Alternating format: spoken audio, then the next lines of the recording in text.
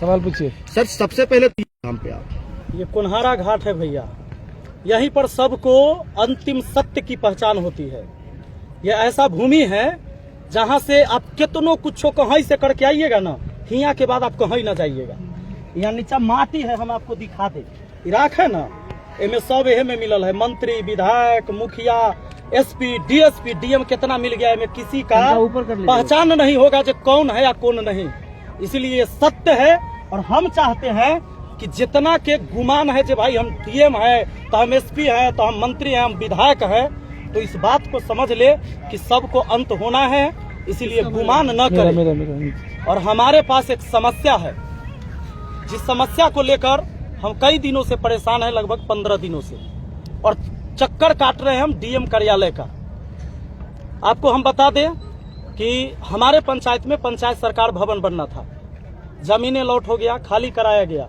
उसके बाद डीएम साहब को ऊपर से आदेश आया और उन्होंने वर्क ऑर्डर मिलने के बाद काम को रोक दिया। और आज जो पंचायत सरकार भवन बनने का एक सपना है जो पंचायत के विकास के लिए, उसको रोक दिया गया।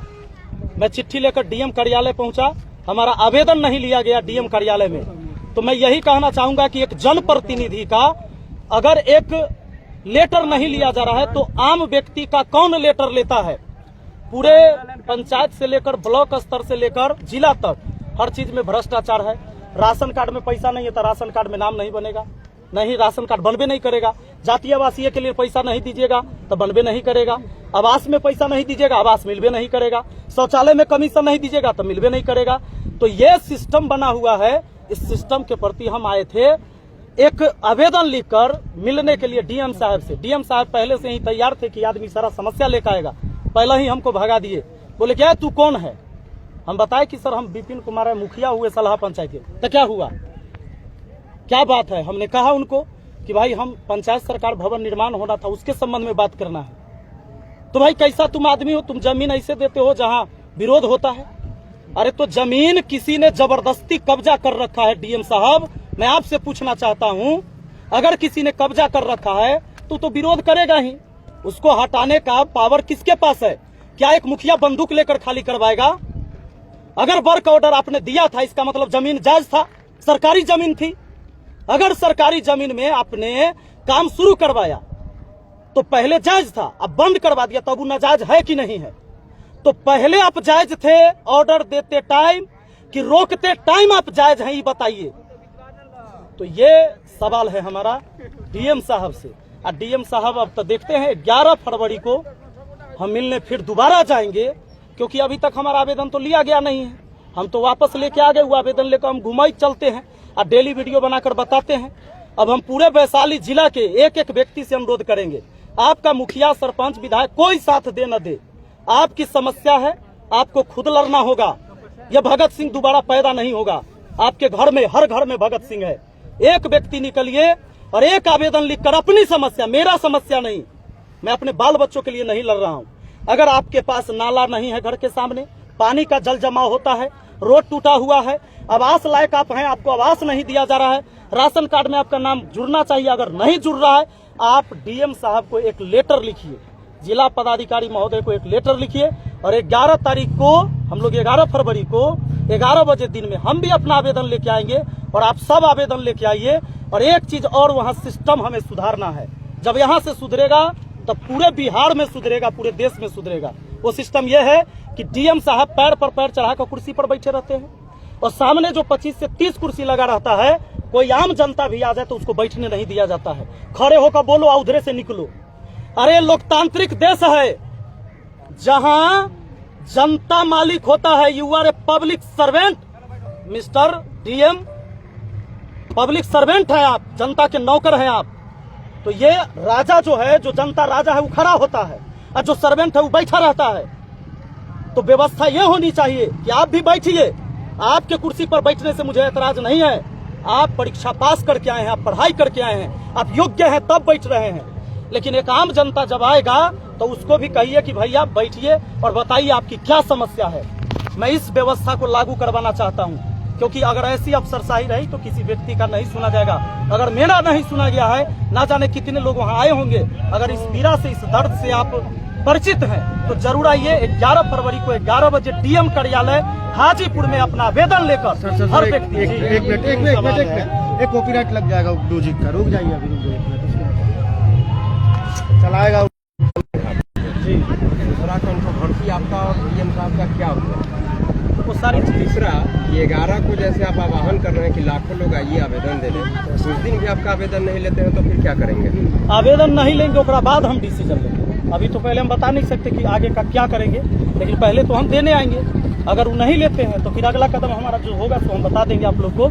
और एक है नहीं, वो सब में हम बताएंगे सर। 11 ये सर लड़ाई सिर्फ सलाह पंचायत के लिए या पूरे वैशाली के मैंने लिए? व्यवस्था बताया, आप लोग रिपोर्टर हैं, सब जगह जाते होंगे।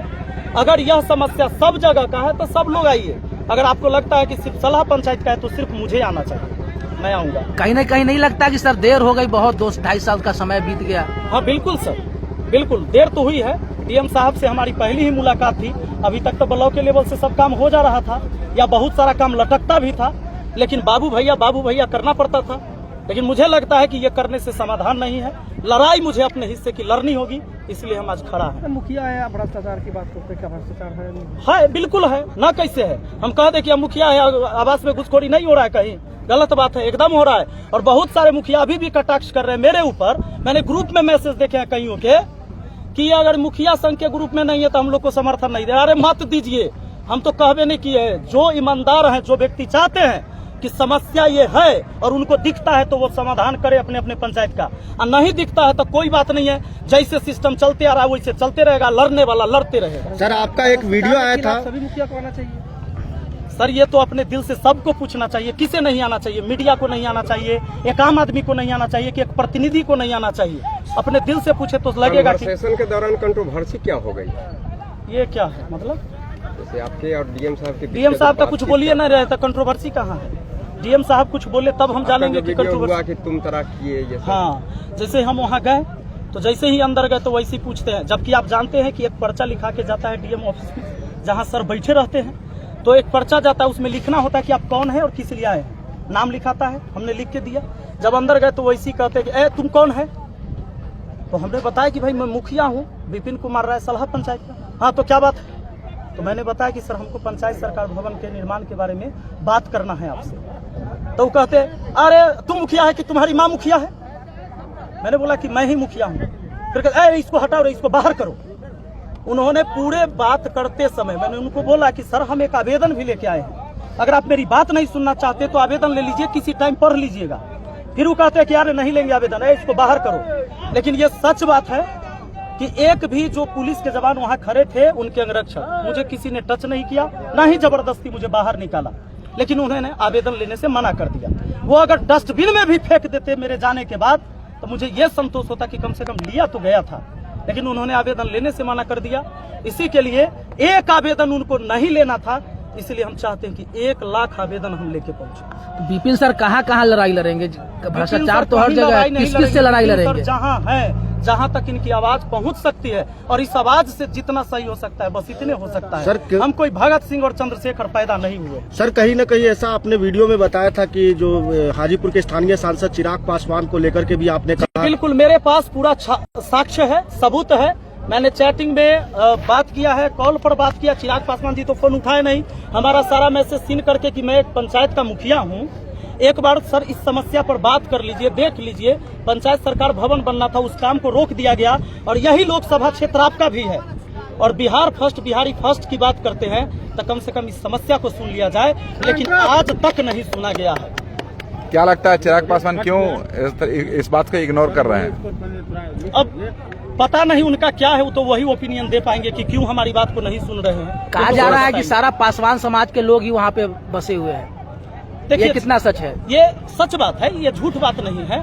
लेकिन जितनी जमीन उनको अलॉट किया गया वहाँ पर वो घर बना रखे हैं। जितने पासवान लोगों को वहाँ जमीन दिया गया वहाँ पर घर बना रखे हैं। और सॉरी मैं गलत बोल गया, जहाँ जमीन अलॉट हुआ है उनको घर बनाने के लिए, उसमें वो खेती करते हैं। और जो जमीन नहीं मिला है उसमें वो जाकर झोपड़ी गाड़ दिया अभी, जबकि उनका पुश्तैनी जमीन अलग से है, घर बना हुआ है।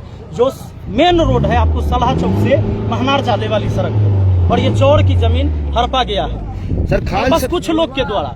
सभी पासवान नहीं, लगभग इसमें 8-10 ही घर के लोग हैं, बाकी सब चाहते कि ये विकास का काम हो। सर ये सर खान सर का एक वीडियो आया था जिसके अंदर वो आपकी तारीफ कर रहे थे, आपकी लड़ाई को लड़ने की बात कर रहे थे, तो आने वाले दिनों में देखा जा सकता है कि खान सर आपके साथ है?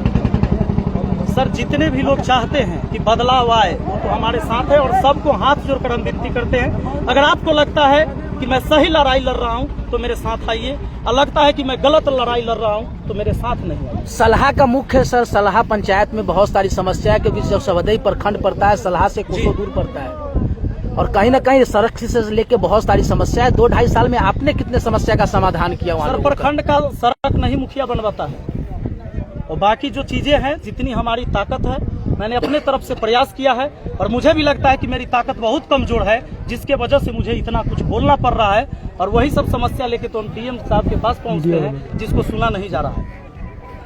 संपूर्ण भारतवर्ष में पहला प्रेस कॉन्फ्रेंस है आपका शमशान में, इसका मैसेज? इसका मैसेज यही है कि चाहे आप कितनों बड़का बन जाइए, किसी पद पर चल जाइए, अंत आपका यही है और इसके बाद कुछ नहीं है, परम सत्य है। इसलिए हम उन सबको ये संदेश देना चाह रहे हैं कि अगर आपको लगता है कि हम इस कुर्सी पर बैठल है तो हम किसी को कुचल कर निकल जाएंगे, एक दिन आपको यही आना है। राजा हो या रंक सभी का अंत एक सा होए, सुख के सब साथी दुख में न कोई।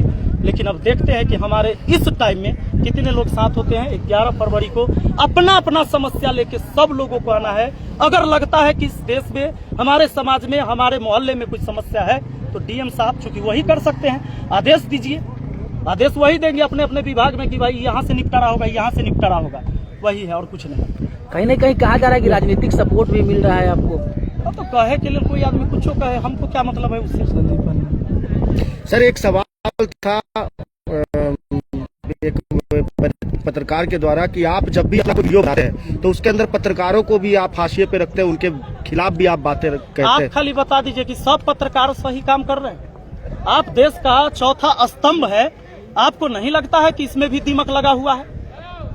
आप ही लोग बता दीजिए। तो आप लोग सर वीडियो बनाते उसमें नाम काहे नहीं डालते? जब पत्रकार का नाम लेते हैं सारा हो जाता है, आप कुछ ऐसा नाम जिसको लगता है कि ये गलत काम, ये आप लोग को भी कम से कम, आप पत्रकार हैं, आप ही नाम ले लीजिए।